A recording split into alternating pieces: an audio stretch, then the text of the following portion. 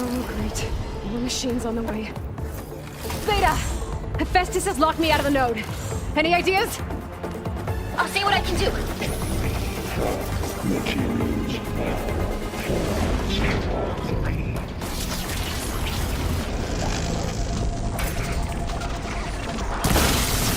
Machine's seizing up.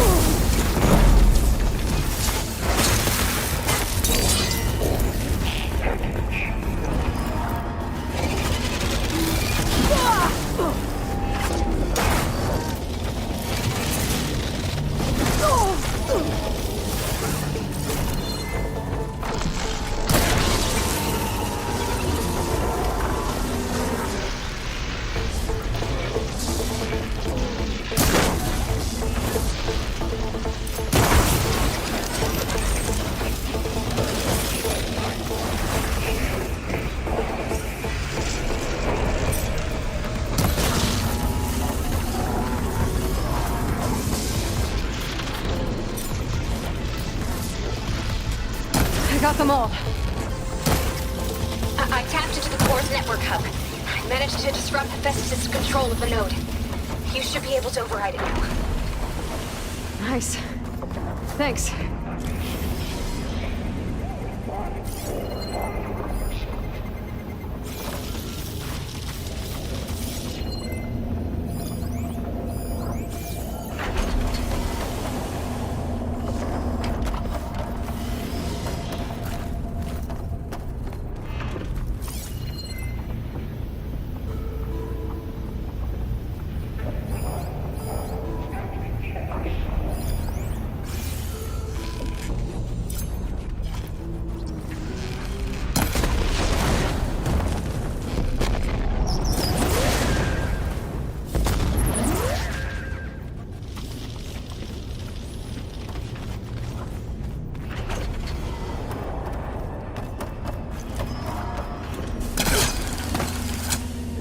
Announced slightly 82% FSA.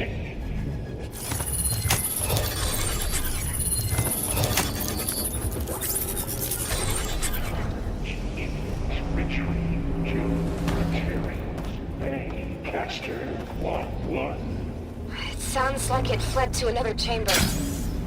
Well, I better not get comfortable.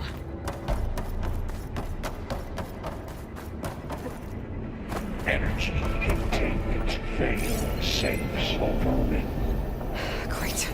Hephaestus covered the floor with lightning. I gotta find a way over it. Aloy! More machines keep coming! Please tell me you're getting close! Yeah, I'm working on it. I've been smashing through a lot of machines on my side, too. I guess Aaron's missing out! Anyway, I'm making progress on the bypass, but I need something to hold the cycling module together. Maybe a ligament from one of the machine carcasses? Right? Or some luminous braiding. And you could reinforce it with a conversion cylinder. For increased connectivity! I think we can do this, Aloy.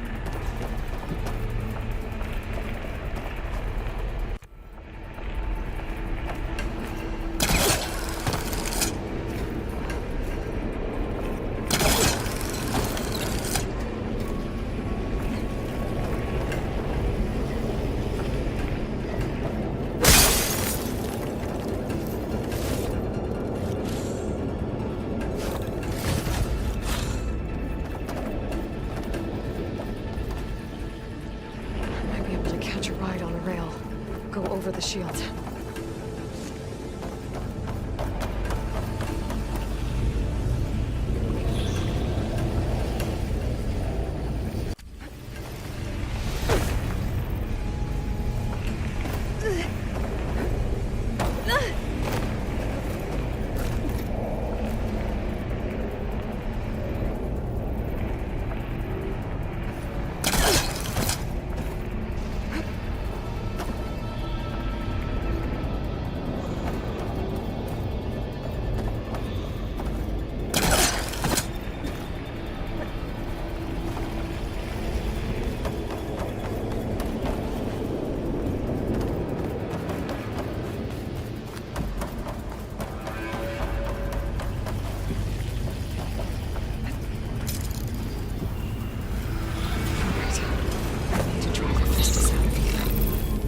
There should be another way. Got it.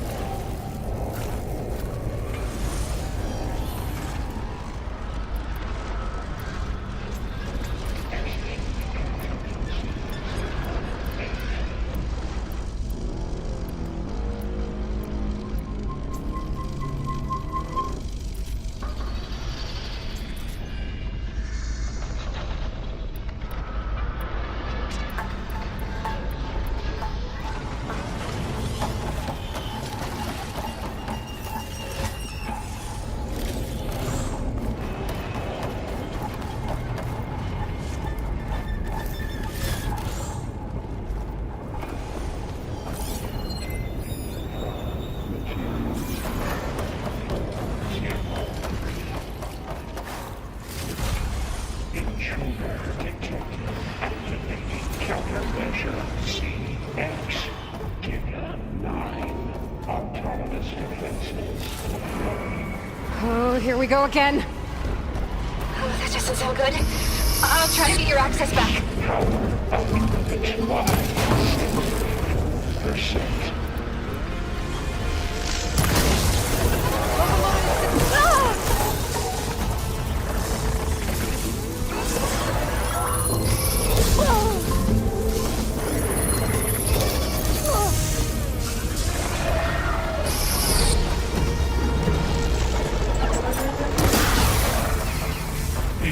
Extraction.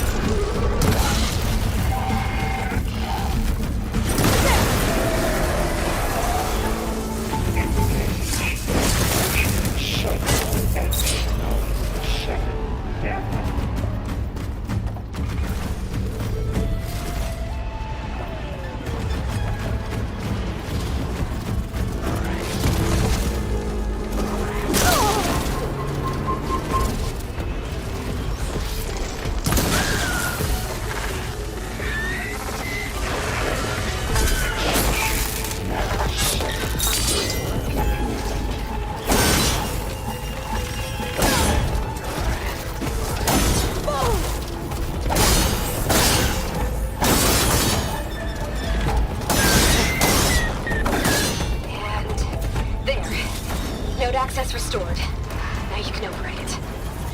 Good work. Stay You did the heavy lifting. still.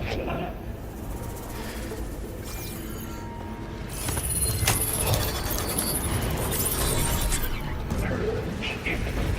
Retreat to Construction Bay 1. Okay. This is running out of places to hide. Aloy? I just registered a huge energy surge back in the production chamber. Something big is happening. Here too. Everything's glowing. The machine Hephaestus was building.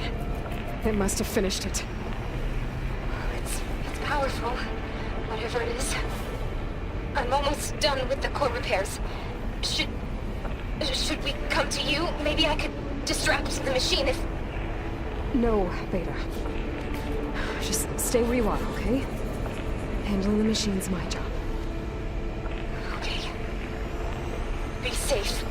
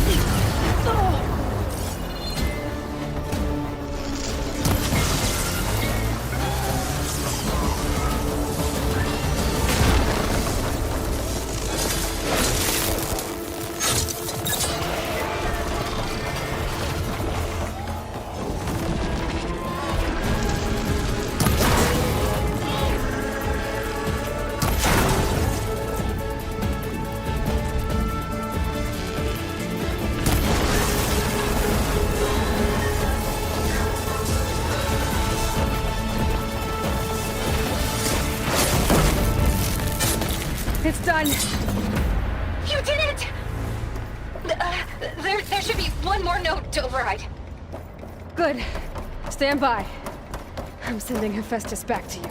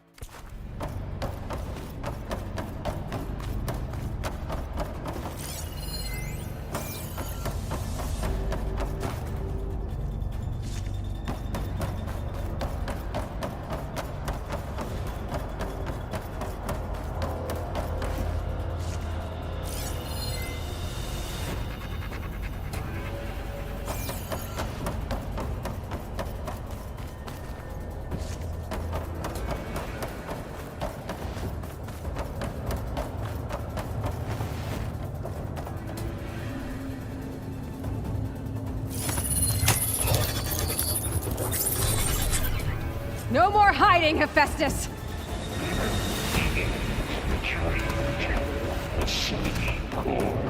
Got it! Hephaestus is back in the core! Make sure it stays there. I'm heading back. And then we can start the merge. Because of you, Beta. I'm glad you came along. And you. Oh. We couldn't have done any of this without you. Right back at you, Aloy.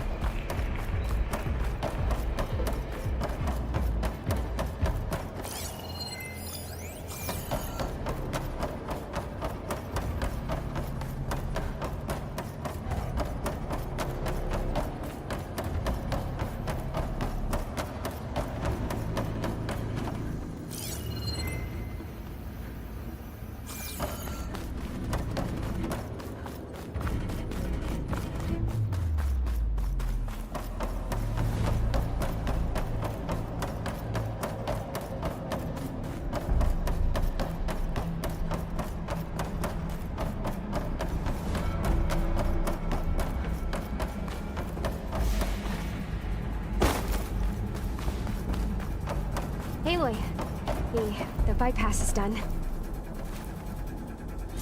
The core is stable. Hephaestus is 100% contained. Now we better get started with the merge. It's all set up. Gaia, establish the link, please. Done.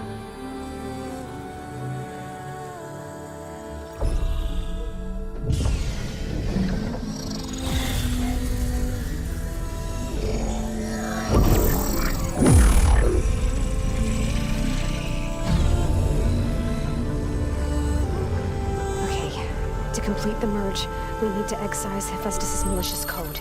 Carefully.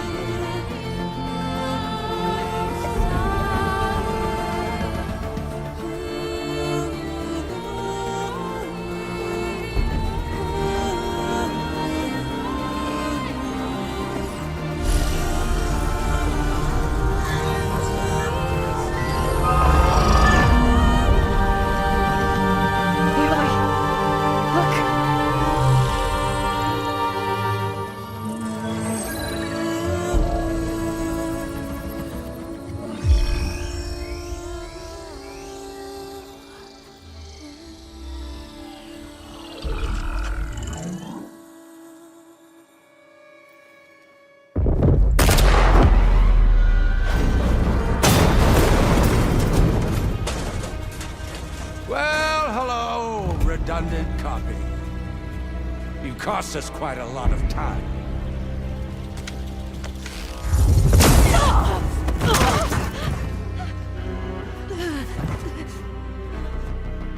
Eric, get Beta. And squash that bug while you're there.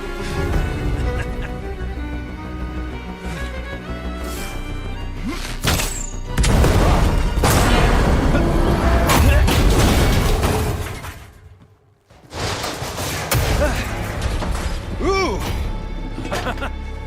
Get behind me.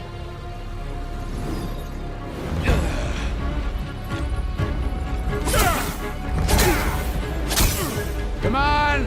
Quit screwing around. Now we're having fun, right?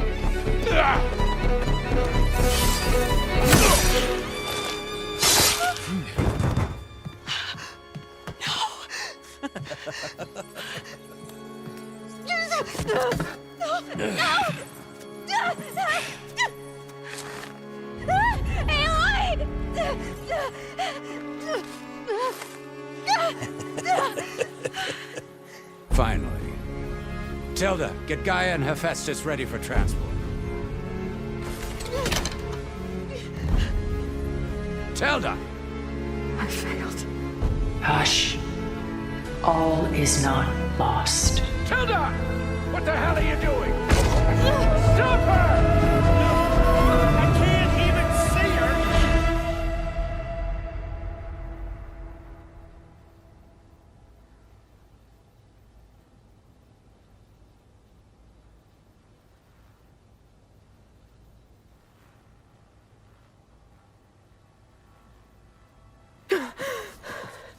Beta.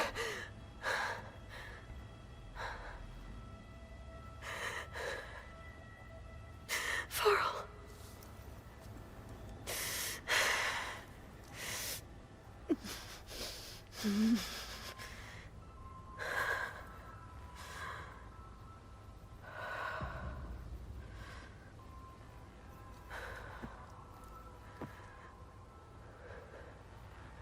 Where am I? Ah, you're awake. You took quite a hit when Gerard attacked you. I imagine you must still be in a great deal of pain. I can assure you that we are safe. The others can't detect us here. You mean the other Zeniths? You must be Tilda. I wasn't sure if Beta would have told you about me. Where is she? Alive. And while she isn't where she wants to be, not in urgent danger. We must discuss how to get her back, of course, after you've shaken off the cobwebs. When you're ready, take the stairs down the hall and come see me. In the meantime, I'll make breakfast. Breakfast. Okay.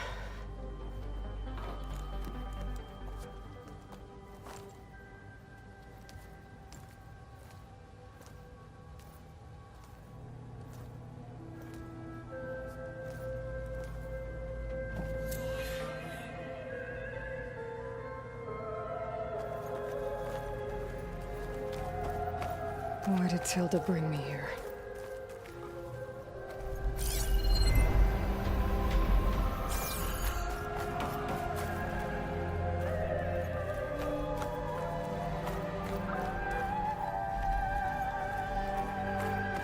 What was all this for? Some kind of survival bunker?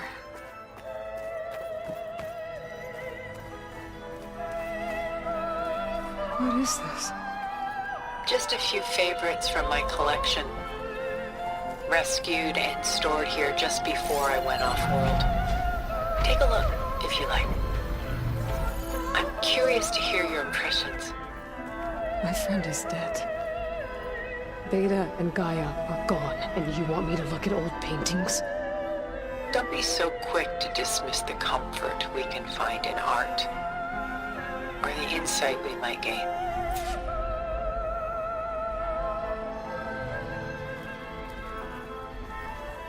My favorite pairing. On the left is Woman Reading a Letter by Vermeer, a true master.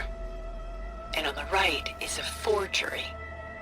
Woman reading music, which fooled experts into believing it was a priceless original. Early in my career, I became fascinated with such deceptions. Eventually, I developed scanning software that could detect fakes with unparalleled accuracy. Is that how you made enough money to buy your way onto the Odyssey? Oh no. I made my real fortune later.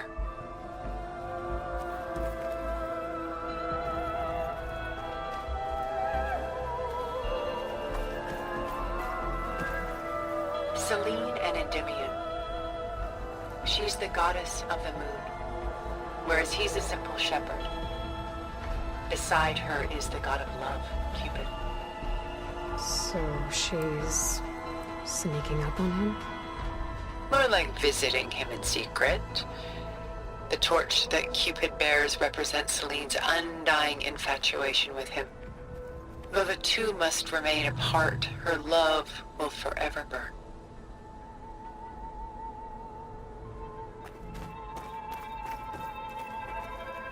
This is Rembrandt painting Jeremiah, a man in mourning. Mourning what? His home. The ancient city of Jerusalem. He foresaw its impending doom, but could do nothing to prevent it. So instead, he saved its treasures from destruction, just as I saved these works. You could say we're kindred spirits.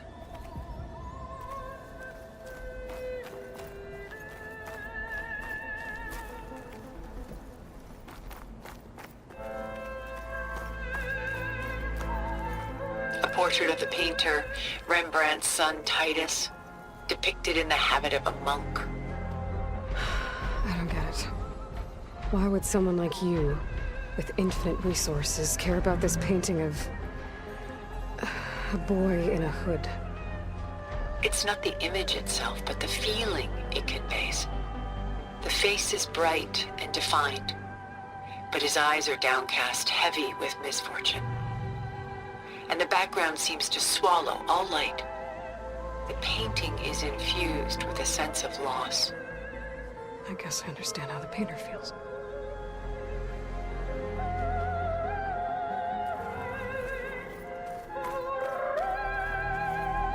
Rembrandt's The Night Watch, by far the most famous painting my homeland ever produced.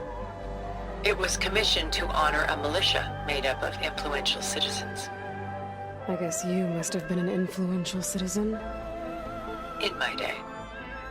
But not as influential as you've been in this new world.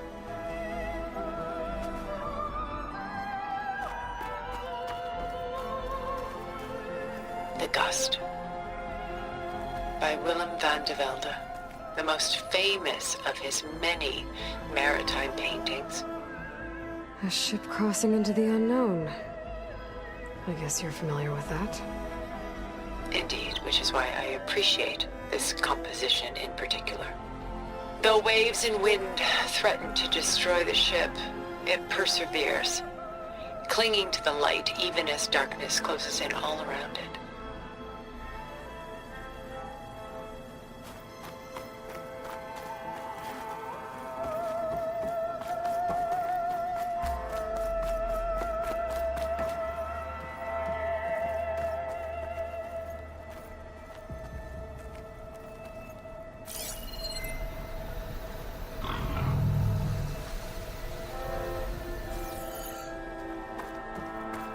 Why do you keep the forgery?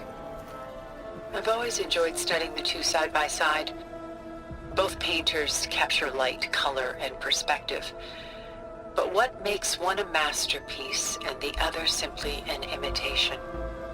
The forgery looks sharper. Good eye. The details are crisp. The contrast bold. It tells us more, and yet we feel less.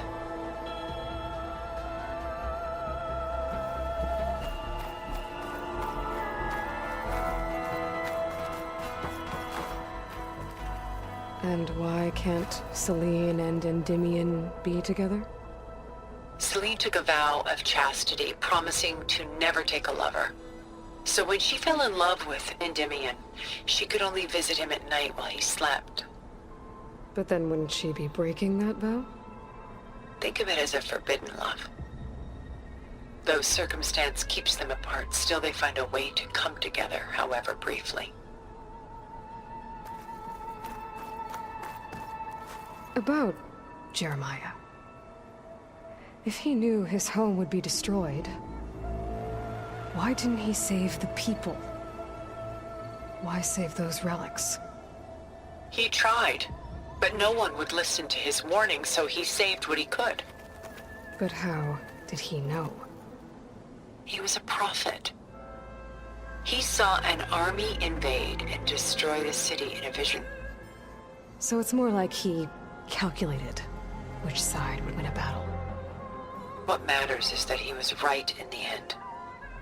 If not for him, all those wonders would have been lost forever. At least this way, some part of his world survived.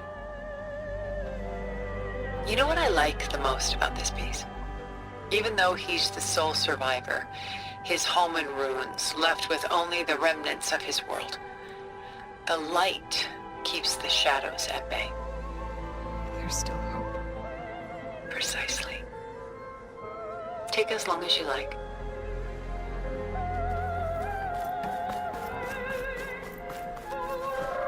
What's in the letter? Who can say? What does the painting tell you? She's concerned. Whatever's written in the letter troubles her. A burden she can't put down. Fascinating. Why go through so much effort to make a fake masterpiece? The forger initially painted under his own name, but found little success. His work was considered unremarkable. But when he took on the guise of Vermeer, suddenly it was celebrated as extraordinary. But it was a lie. And he knew it. Sometimes we struggle to glean what is real and imagined, even within ourselves. The irony of these two is that Vermeer died in obscurity. He had no idea his work would become some of the most precious, most copied, most preserved pieces in all history.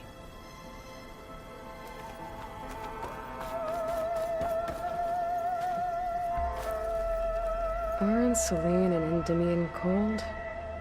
Perhaps we should move on to another piece. Shall we move on?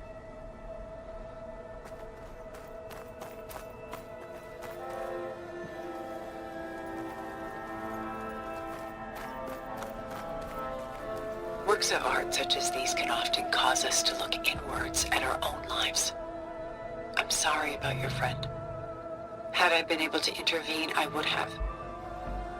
But the risk of losing you as well was too great. Everything went by in a blur. I couldn't get to him. You know, long before holograms and focus recordings, people relied on art to memorialize their loved ones. Because of works like this painting, their lives are immortalized.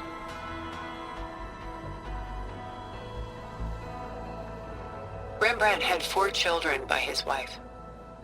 All but Titus died shortly after she gave birth to them. She passed not long after that. Titus became the only family Rembrandt had. Which is why he painted him this way. Indeed.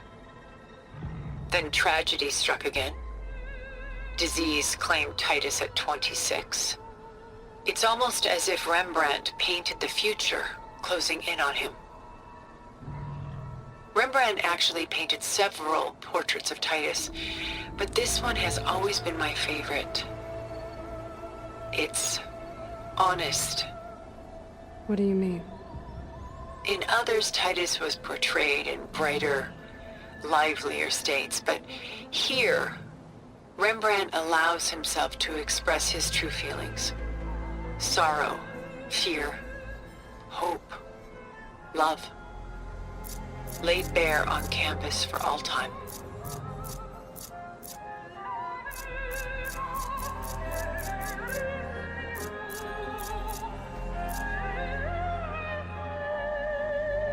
see this one resonates deeply with you.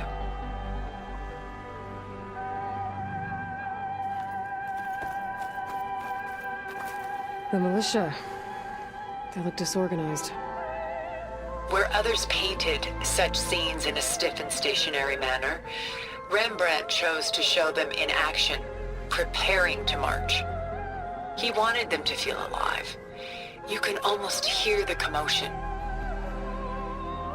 Who's the girl in the painting? She's a strange one, isn't she? Bathed in light, though no one is paying attention to her. Many believe she's a symbol of the militia. A physical manifestation of their spirit, if you will. But she's not real? What's real in a painting? She's meant to represent the militia's virtue and victory. But I like to think they underestimate her. She looks as if she's seen something. What does she know? What secrets does she keep?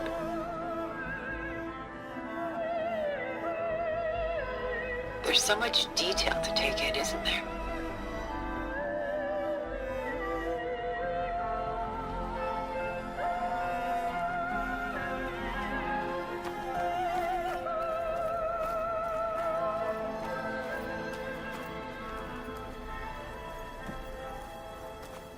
Where is the ship going?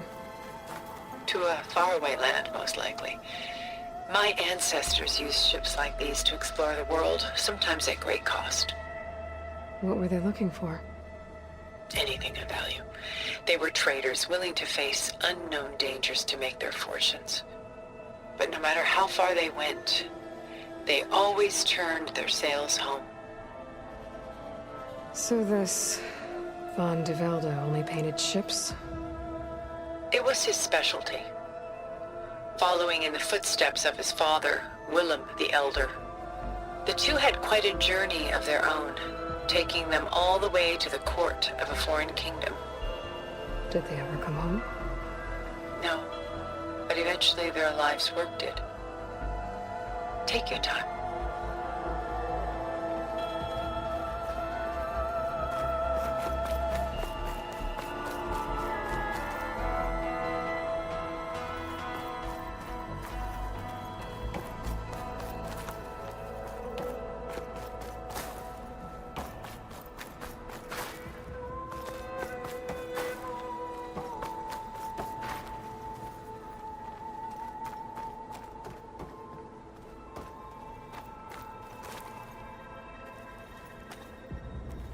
Stunning, isn't it? Paintings were the only masterpieces of my people's golden age. This is Van Vianen's leaded ewer, molded from a single sheet of silver. What was it for? How like Elizabeth you are. Function over form. Its practical purpose was less important than its meaning. Van Vianen created it in honor of his late brother, who himself was a famous silversmith. A memorial. Yes. Such beauty from sorrow. If this ewer was a memorial, how did you end up with it? As the Pharaoh swarm closed in, my homeland's greatest museum gave it to me, along with many other works, in the hope that I could preserve them. A masterpiece like this was too important to lose to history. I even considered bringing it with me off-world to ensure its safety. Why didn't you? I took a calculated risk. This vault seemed more secure than the unknowns of space. Besides, I thought someday I might return. A long life, after all, has its advantages. Now, lo and behold, here I am. Exquisite, isn't it?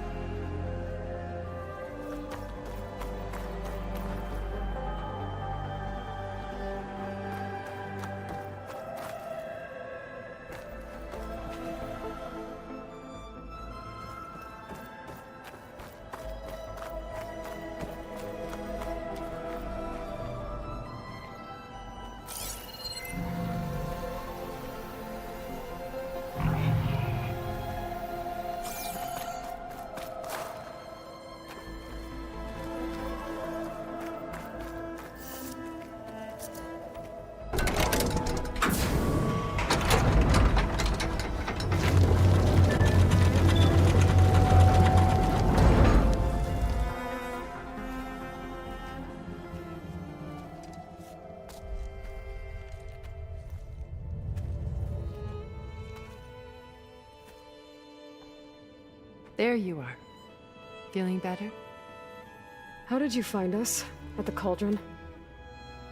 And what did you do to everyone right before I passed out? All business, I see.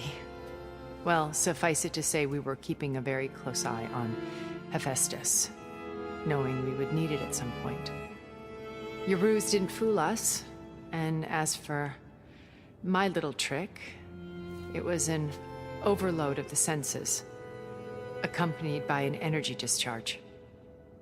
Gerard and Eric were only momentarily disoriented due to their shields, but it rendered you unconscious while I got you out. Perhaps some breakfast might steady you a bit?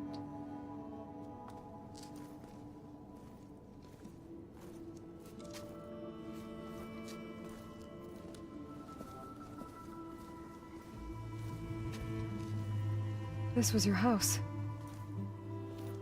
The one you recreated for Beta, in the data channel you shared. How perceptive of you. Please, this way. After everything your people have done, you think I'm just gonna sit down and have a chat with you? They're not my people. They never were, and especially not now. You shot off into space with them, and lived with them for 1,000 years before coming back. So what made you suddenly turn on them? Quite simply, this. My old focus.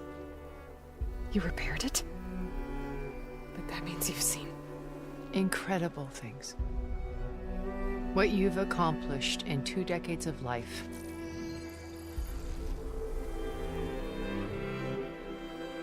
A 1,000 years at my back and I haven't even come close.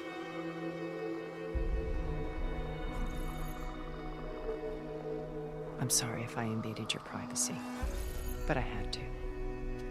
In order to understand.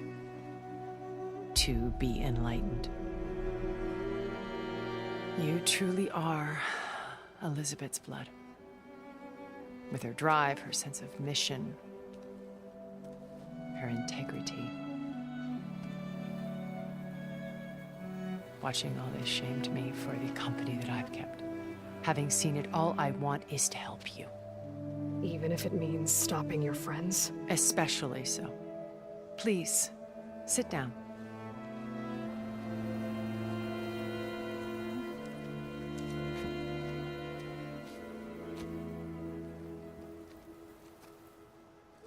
There. That's better. Now, we must recover Beta and Gaia at all costs. By now, you must know that Gerard intends to use Gaia to reboot the Earth's biosphere. Remaking this world to specifications that would only suit us immortals. This process will kill every living thing on the planet. He calls it a clean install. Not if I stop him first. Not if we do. And once he and the others are gone, we can work together to fulfill Elizabeth's dream. I'm sure Beta told you that there's a build of the Apollo database on board our ship. A complete collection of human knowledge. With that and Gaia, we could do everything Elizabeth wanted.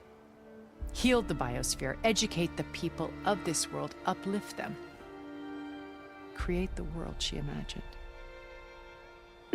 Let's not get ahead of ourselves. From what I've seen, your friends are invincible. I do wish you would stop calling them my friends. And they're not invincible.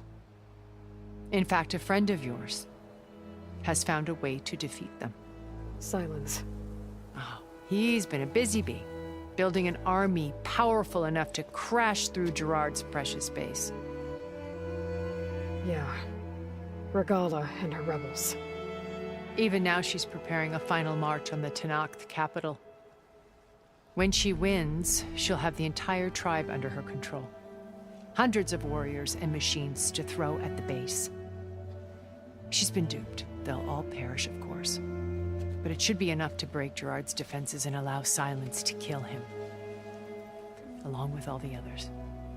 Using the new weapon he's developed. Yes, he's found a way to circumvent our shields. Truly an exceptional man. He's planned for everything. Except you and me. You see, while his army is battering down Gerard's doors, you and I will sneak in through a back way. One that only I know about. While Silence and my friends are busy battling each other, we'll take back Beta and Gaia. I told you I want to help you. I mean it.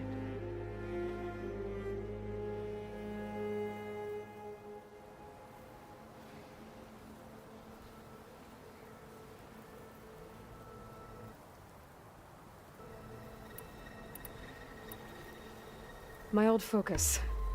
How did you find it, let alone repair it? When we encountered you at the Hades Proving Lab, Gerard saw you as a redundancy. I knew better. You were a revelation. After your dramatic escape, bravo, by the way, Gerard and Eric assumed you were dead and gave up the hunt. I wasn't so sure. When the others were busy, I returned to the lab and searched for any trace of you. That's when I found this little treasure. Not easy to repair, but certainly worth the effort. As I watched your life unfold, you were like a splash of color on a worn canvas. What Liz was, and more. Did you show it to the others? Of course not. It was your actions that inspired me to defy them. It's worth noting that if I hadn't found it and watched its contents, I wouldn't have known to save you at the cauldron. You'd be dead. So I should be grateful? If you like.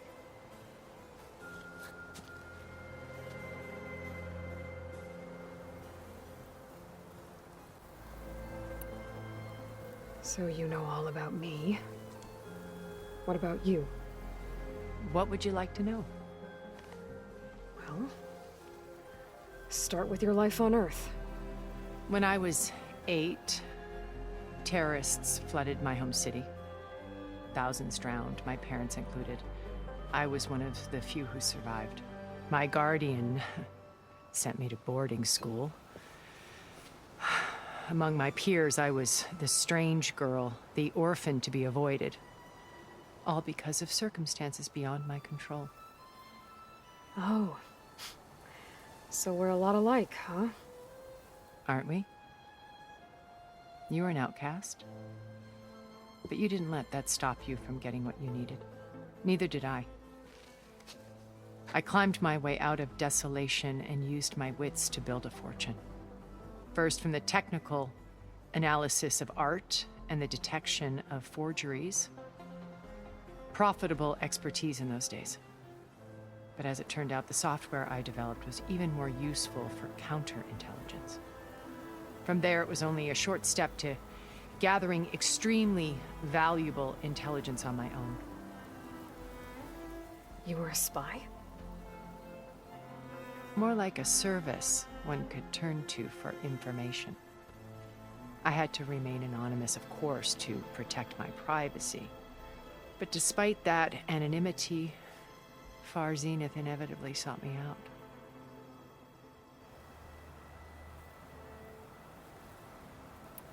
What happened when Far Zenith approached you? They painted an irresistible vision of humanity's future.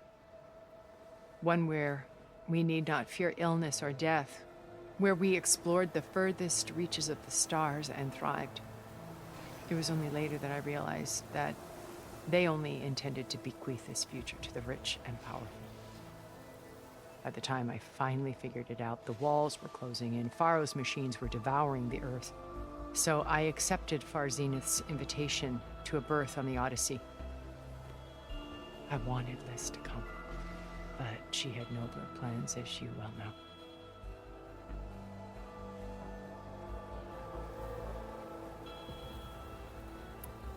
So you didn't know the other Zeniths were monsters until it was too late? I knew some of them were, certainly. It wasn't until we were off-planet that I understood the true scope of their greed. I was grateful to simply be alive, but The others became obsessed with a kind of effortless immortality.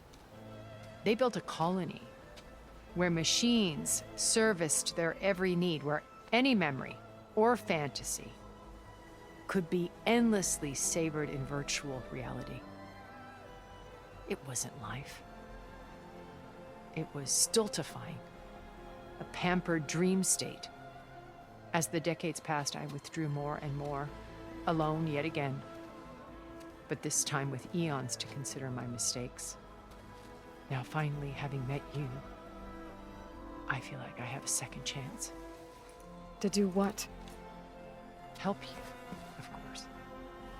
To fulfill Liz's dream, which isn't so different from Far Zenith's original vision. A better future for humanity.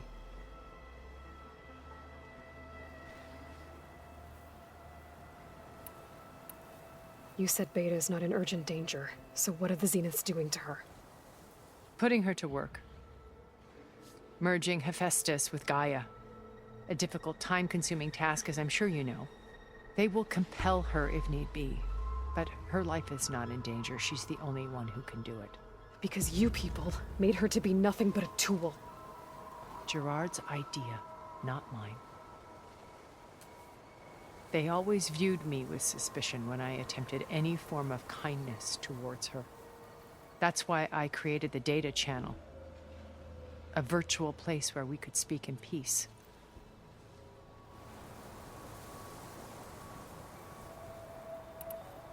So this channel you shared with Beta, none of the other Zeniths ever found out about it.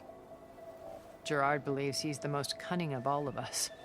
Even after 1,000 years, he still can't imagine that I would outwit him.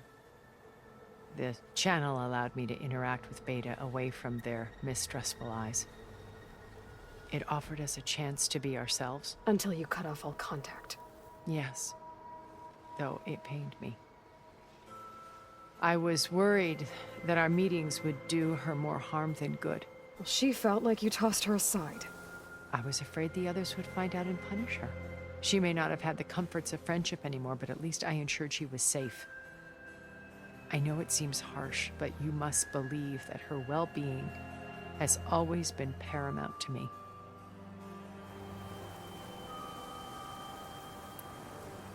Why did you make the data channel look like this place?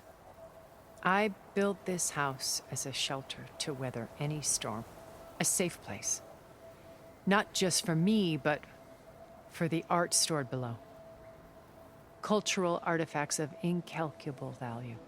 Truly some of the greatest achievements of human civilization. And you wanted Beta to see them? Yes. Her upbringing was so cold and technical. I thought if she could experience Vermeer and Rembrandt, it would bring something else into her life. A heritage every bit as valuable as the scientific and technical data being drummed into her. I'm sorry I had to cut off contact, but I'll never regret sharing this house with her.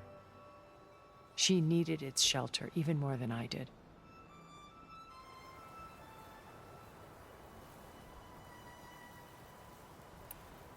Beta told me your colony was destroyed. That you came back to Earth because you had nowhere else to go. It's true. After we reached our destination, a planet in the Sirius star system, we spent decades building a new home. The physical constraints of Earth, the boundaries of mortality, gone. To think of what we could have done with it. It might have been a utopia. Instead, we stagnated, absorbed in effortless comforts and virtual realities. It took a cataclysm to finally yank us out of our stupor. What happened? A massive geological event. We knew of instabilities in the planet core, but we underestimated them. By the time the collapse was upon us, it was too late to stop it. Only a few of us made it to the ship in time. We set course for Earth, the only safe harbor left to us. Which you decided to make unsafe for anyone else. Not me. Gerard. He believes it's better to wipe the canvas clean than work around the smudges. No more primitive tribes, no more combat machines, only a blank slate to do with as he pleases. But we will stop him. All we have to do is get into that base. What exactly is your plan to sneak into the Zenith base? We will make use of a lesson I learned from an early age. Always know your exits. In this case, a place where Gerard's new construction meets the ancient foundation, a passage that only I can access. When Silence flings his army at the base, we will enter through this back door, bypassing most of the fighting. The distraction will provide us with a window in which to rescue Beta and Gaia. Once we're inside the base, where will we find Beta and Gaia? Here in the command center. By then, Gaia will have been reunited with all of its subordinate functions, including Hephaestus. What about the alpha build of Apollo on your ship? A simple matter of recovery once the others have been dealt with. With that in hand, we'll have everything we need to make this world as it should be.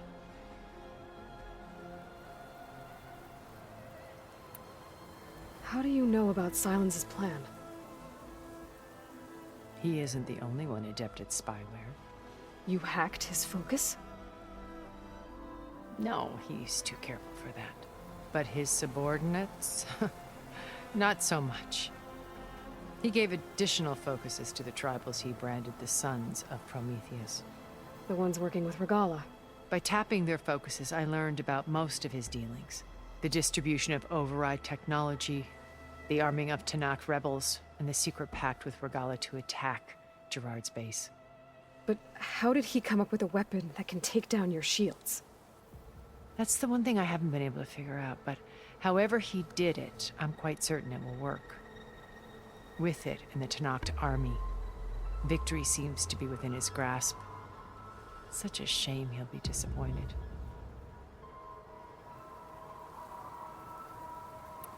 Regala's only interested in killing Hekarro and waging war on the Karja. What does she have to gain by attacking Zenith? It's the price she must pay for her war. Without the ability to override machines, her little rebellion would have languished in the desert. So she trades with the Sons of Prometheus. Machines to help her overthrow Hekarro. In exchange for an assault on the base. Pride has deluded her into thinking she can actually survive such a battle. And all without ever knowing who the Sons of Prometheus really answer to. Yet for all of Silence's brilliance, still he underestimates you. That blind spot is what will allow us to take Beta and Gaia right out from under him. While hundreds of Tanakh are cut down outside.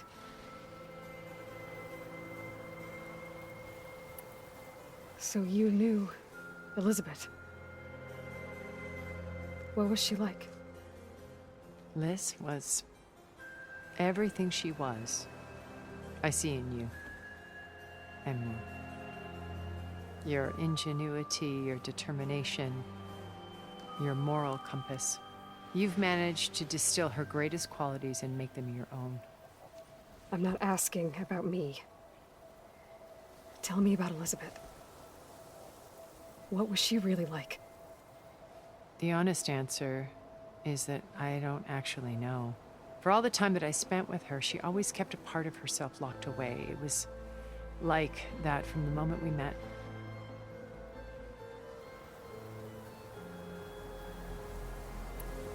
So when you met Elizabeth, she was what? Distant? Aloof? Not aloof. Not exactly. It was a summit in Paris about machine learning. A touchy subject in those days. Because regulatory authorities were just starting to clamp down on AIs. Liz gave the keynote address. She had already achieved great renown for her work in automated environmental reclamation. But in her address, she was just starting to imagine the next step. An AI-driven system that wouldn't just act on its programming, but actually take responsibility for its sphere of influence. To care about life. not just follow orders. Revolutionary stuff. I was fascinated. And I wanted to meet her for a long time. I watched her after her talk. She had spoken with such moral authority, such empathy. But after that, she retreated. I could tell she felt uncomfortable with all of her admirers. It was as if giving the talk had cost her something. I didn't want to be a pest, so I planned my approach carefully. So how did you finally approach Elizabeth after her talk? I picked the right moment. The morning of the next day, right as she came back to the conference, she had just had her coffee. She was fresh, rested. It was like she had braced herself for the onslaught of colleagues. I asked if I could walk with her, then put forth a question about her talk that I thought was intelligent. Her answer made me realize it wasn't, but she was very welcoming. Almost as if we were previously acquainted. It was only halfway through the conversation that I realized she knew exactly who I was. It was quite a shock to me. My business was trafficking in secrets, and I took great pains to protect my anonymity. So that was Liz, perpetually one step ahead. I came to view our meeting as a metaphor for our friendship. She always seemed to know me far better than I knew her. I guess I know the feeling.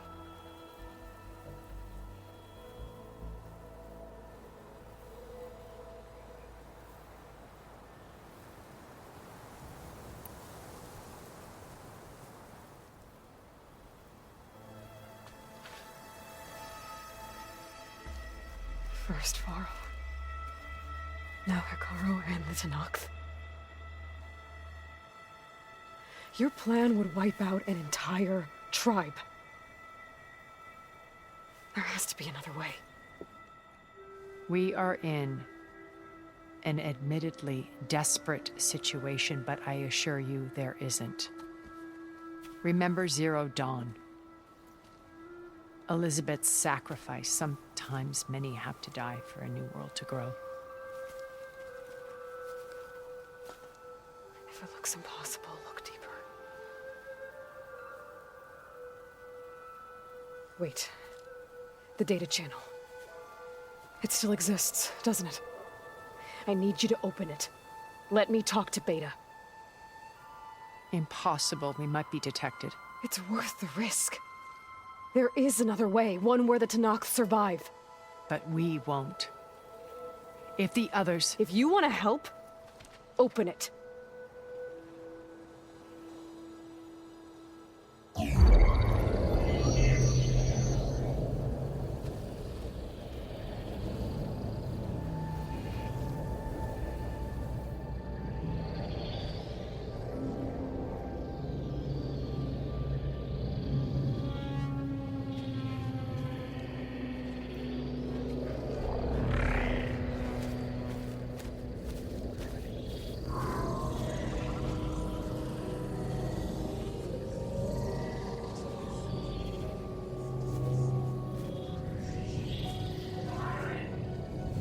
What are they doing to her?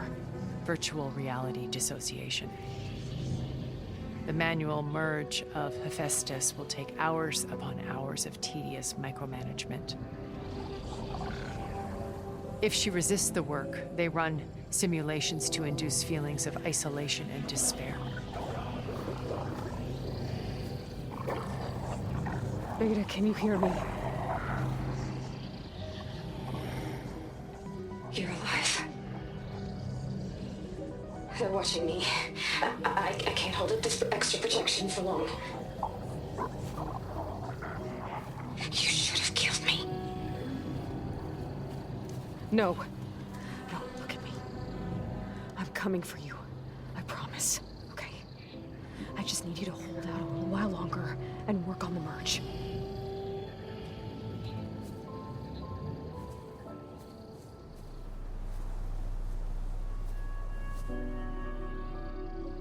Then I think it can be done. I'll contact again when it's time. Can you hold on? As long as I know you're coming for me, I can endure anything.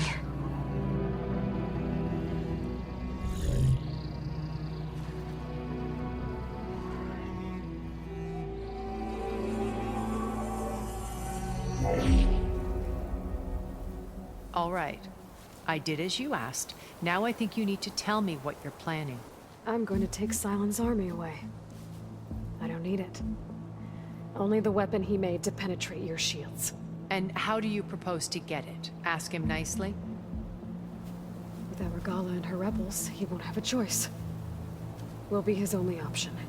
Only option for what? What did you tell her?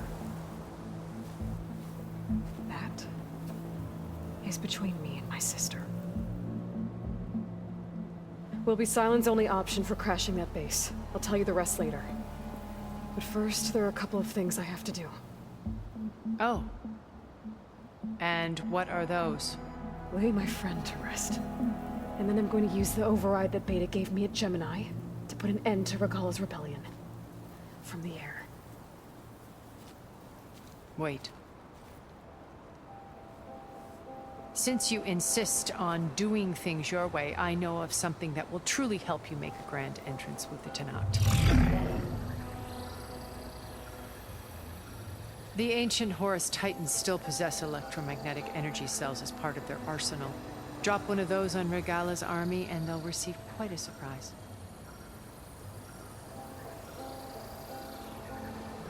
So go, do what you must. I'll come to your base if you manage to bring Silence to the table. Not if. When.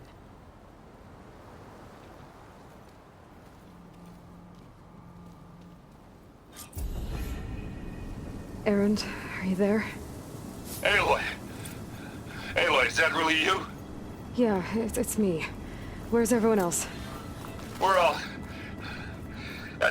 we're back at base. What happened? It might be easier to explain in person. I'll try to join you there when I can. Okay. We'll wait here for you. It's good to hear your voice, Aloy.